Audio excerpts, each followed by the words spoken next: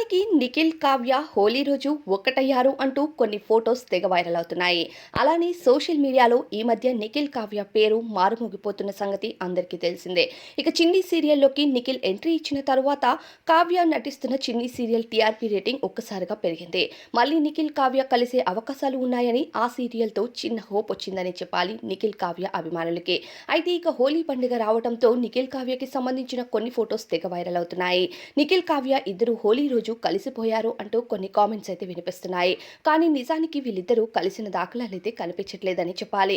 కానీ నిఖిల్ కావ్యకి సంబంధించిన కొన్ని ఫోటోస్ వైరల్ అవ్వడంతో ఇవి ఓల్డ్ ఫోటోస్ అంటూ నెటిజన్లు కామెంట్ చేస్తున్నారు. అయితే చాలా మంది అభిమానులు నిఖిల్ కావ్య కలవాలని ఎదురు చూస్తున్నారు.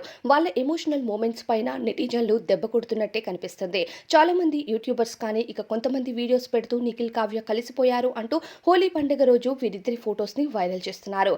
అవన్నీ ఓల్డ్ ఫోటోస్ అంటూ మరికొంతమంది అభిమానులైతే బాధపడుతున్నారని చెప్పాలి.